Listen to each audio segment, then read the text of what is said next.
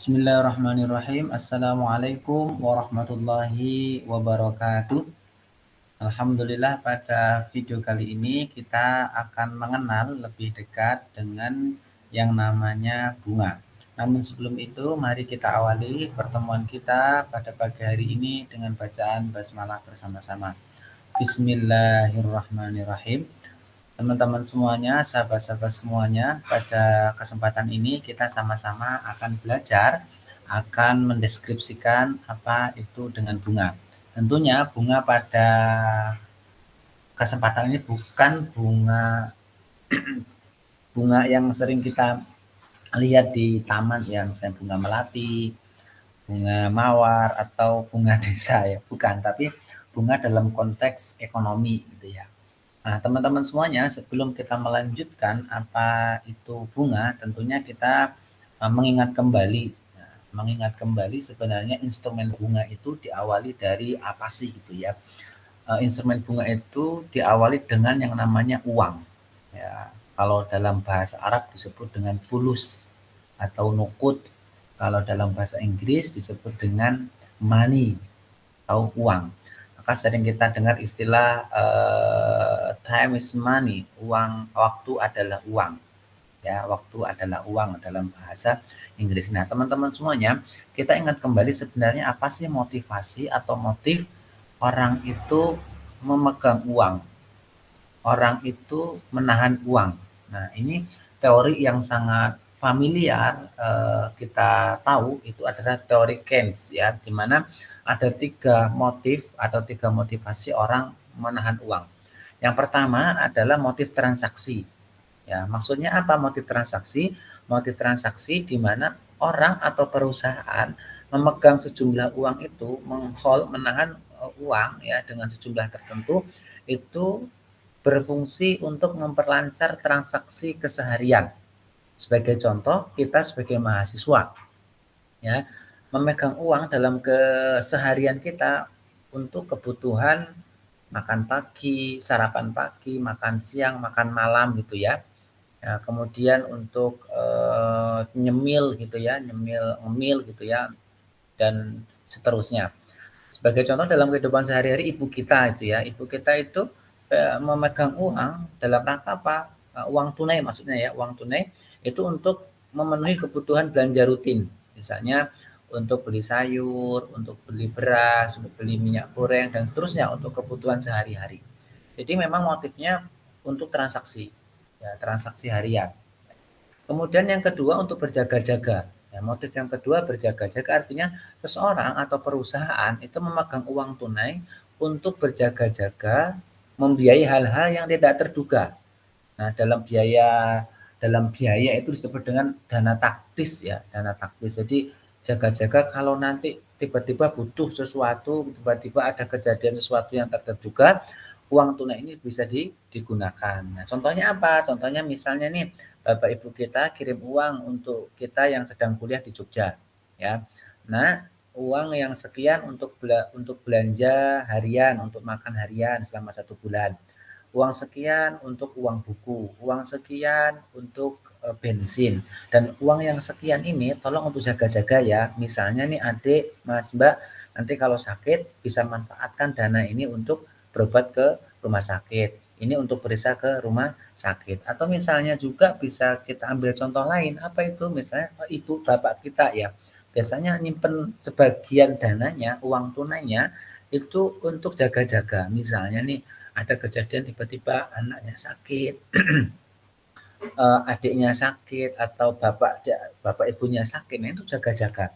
Jadi keperluan mendesak yang sifatnya datangnya tidak terduga sehingga disebut dengan uang yang untuk jaga-jaga. Yang ketiga adalah spekulasi. Apa itu spekulasi? Ya, motif ketiga spekulasi adalah seseorang atau perusahaan yang menyimpan sejumlah uang tunai ya untuk memperlancar transaksinya tapi sifatnya spekulatif.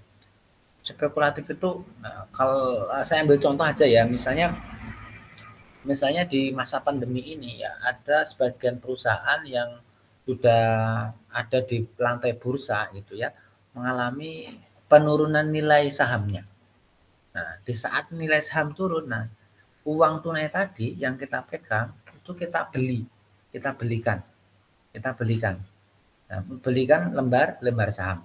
Nah, suatu ketika ini misalnya harganya turun dari 500 menjadi 200 nih.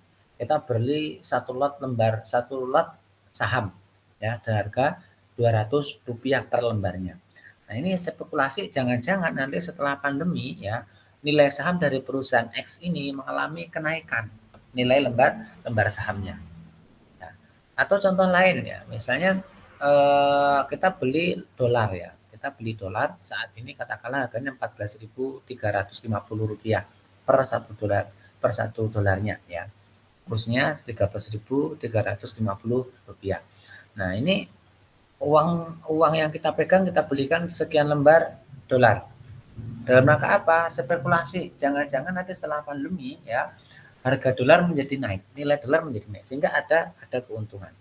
Nah, teman-teman semuanya, nah ini ada tiga motif pada saat kita memegang uang. Saya ulangi lagi, yang pertama memang motifnya untuk transaksi, untuk memperlancar kehidupan kita sehari-hari, ya. Jadi mudahnya kita punya uang tunai ada di dompet atau sekarang cashless ya, kita punya ATM atau kita simpan di marketplace ya. Jadi pada saat kita membutuhkan tinggal scan krisnya atau kita juga bisa melakukan transfer. Yang kedua dengan berjaga-jaga. Jaga-jaga artinya ada sejumlah uang tunai yang memang kita simpan untuk jaga-jaga apabila ada kejadian yang tak terduga menimpa kita atau keluarga kita sehingga sejumlah uang tunai itu bisa kita manfaatkan untuk menyelesaikan masalah tersebut. Kemudian yang ketiga spekulasi ya, spekulasi berarti sejumlah uang tunai itu memang kita manfaatkan, kita gunakan untuk spekulasi di kemudian hari akan mendapatkan keuntungan. Nah, setelah kita tahu teman-teman semuanya 3 motif kita menahan uang ini ya. Nah, kita akan melihat teori bunga. Nah, sebelum kita masuk ke bagaimana mekanisme bunga dan seterusnya, kita coba cari definisi paling mudah. Apa sih itu bunga? Ya, bunga dalam perekonomian, ya, dalam perekonomian itu banyak orang mendefinisikan bunga itu adalah tambahan biaya yang dibebankan kepada si peminjam, ya atas modal atau uang yang dipinjamkan. Nah, biasanya bunga itu dinyatakan dalam bentuk persentase, ya persen. Nah, ada juga yang menyebutkan bunga itu adalah imbal jasa atau balas jasa karena si peminjam berbaik hati memberikan uangnya, ya, meminjamkan uangnya kepada si peminjam. Ya, baik itu yang sifatnya individu atau perorangan maupun yang sifatnya adalah perusahaan. Nah, teman-teman semuanya, kalau kita telusuri ya di dalam buku misalnya A History of Interest Rate karya Homer dan Sheila, ya, itu menyebutkan bahwa ya bunga itu sebenarnya sudah dikenal jauh sebelum Masehi. Ya, kita telusur misalnya di bangsa Sumeria dan Babilonia, yaitu tepatnya 3000 sebelum Masehi ya. Jadi bicara tentang definisi bunga sejatinya sesungguhnya sudah sangat lama sekali ada ya di sejarah peradaban manusia. Artinya apa? Setua itu pula larangan menggunakan bunga ya. Nah, sebenarnya dalam kajian agama ya, dalam kajian agama misalnya Islam, kemudian Kristen dan seterusnya itu melarang adanya penggunaan bunga. Nah, teman-teman semuanya, dalam sejarah ekonomi Eropa ya, bunga itu berasal dari dua bahasa. Ya, dari dua bahasa. Pertama adalah usury. U S U R Y, usury. Yang kedua adalah interest. Nah, akan kita kupas satu persatu nih ya, kupas satu persatu. Usury itu didefinisikan sebagai kegiatan meminjamkan uang. Di usury itu kegiatan yang meminjamkan uang, ya, sebagai kegiatan yang meminjamkan uang. Kalau dalam bahasa Inggrisnya adalah where more is asked than is given. Ya, jadi kegiatan meminjamkan uang. Nah, teman-teman semuanya, kata usury itu berasal dari kata benda dalam bahasa Latin. Ya, apa itu? Usura, U-S-U-R-A, yang berarti use. Use dalam bahasa Inggris U-S-E ya ejaannya, artinya menggunakan sesuatu. Dalam konteks ini yang dimaksud adalah menggunakan modal yang dipinjam. Jadi usuri adalah harga yang harus dibayar untuk menggunakan uang. Nah, teman-teman, jadi saya ulangi lagi, kata usuri itu dari kata benda dalam bahasa Latin yang berarti usura, dalam bahasa Inggris berarti use, yang berarti menggunakan sesuatu. Dalam hal ini, dalam konteks ini, yang dimaksud dengan use atau usuri adalah menggunakan modal yang dipinjam. Jadi, usuri adalah harga yang harus dibayar pada saat menggunakan uang. Nah, itu dalam konteks sejarah peradaban Eropa. Nah, bagaimana dalam bahasa Arab? Nah, dalam bahasa Arab itu ada juga disebut dengan istilah usr, yang berarti kesulitan. Ya, artinya apa? Mengambil riba, mengambil bunga itu dipercaya akan menimbulkan kesulitan. Nah, itu Allah sampaikan di dalam Al-Qur'an ya.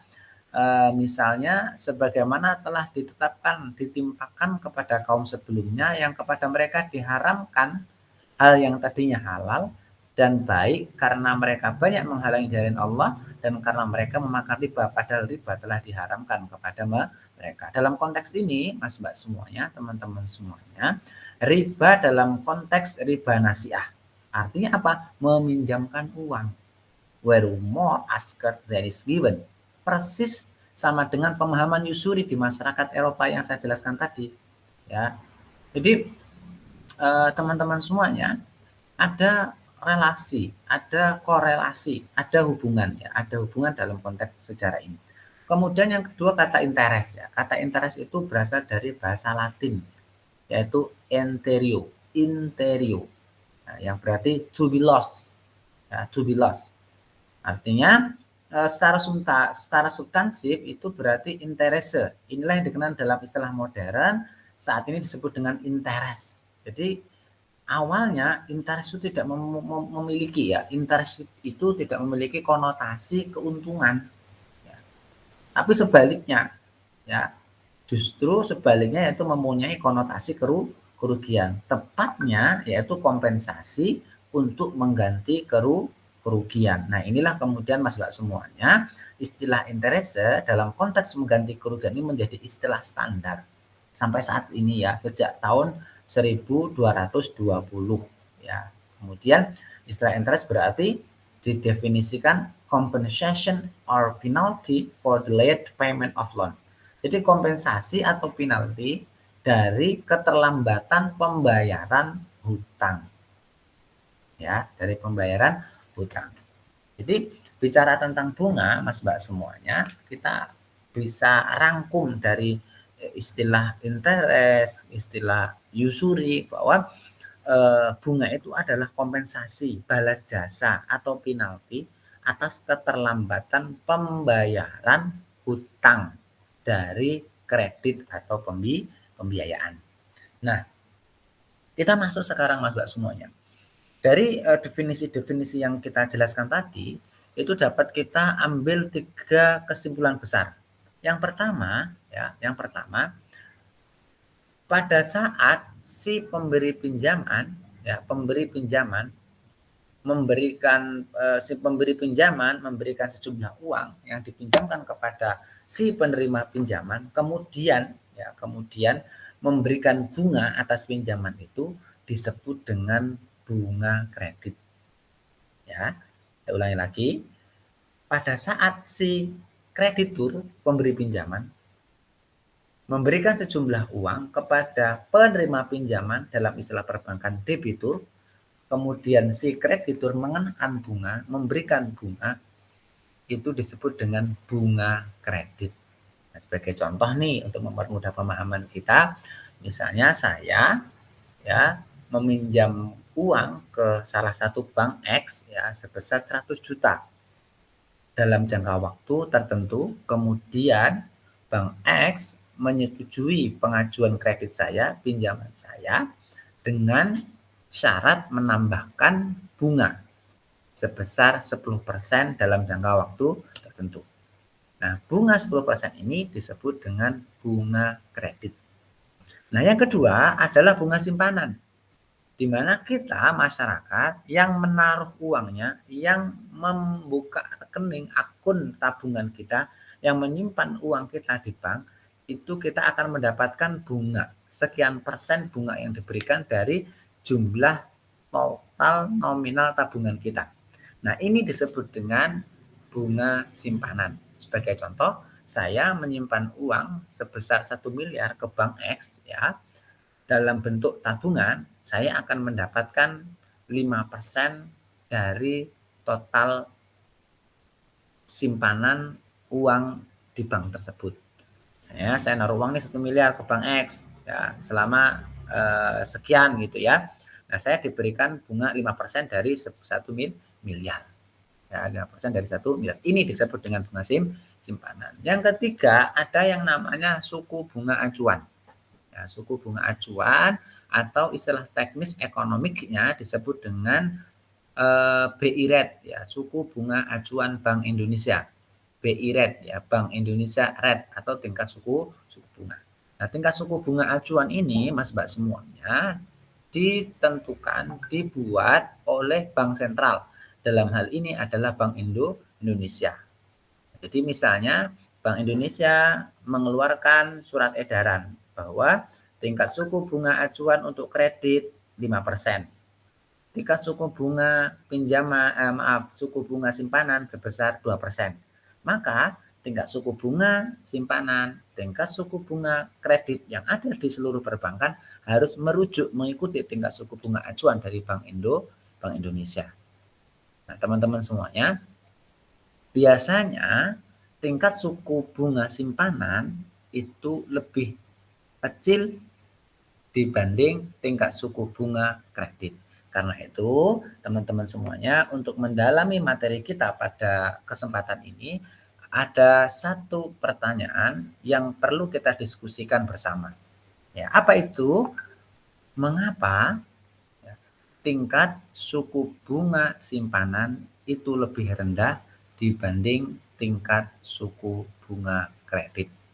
Nah, teman-teman semuanya, silahkan membaca literatur, memperdalam materi tentang ini, kemudian saya minta teman-teman untuk mendiskusikan di kolom chat ya, sehingga kita bisa mendapatkan perspektif yang berbeda dari masing-masing diskusi teman-teman semuanya. Terima kasih, saya kira pertemuan kita sampai di sini dulu. Mudah-mudahan bisa dipahami dan kita bisa melanjutkan diskusi di kemudian hari. Mari kita akhiri dengan bacaan hamdalah bersama-sama. Alhamdulillahirabbil alamin. Assalamualaikum warahmatullahi wabarakatuh.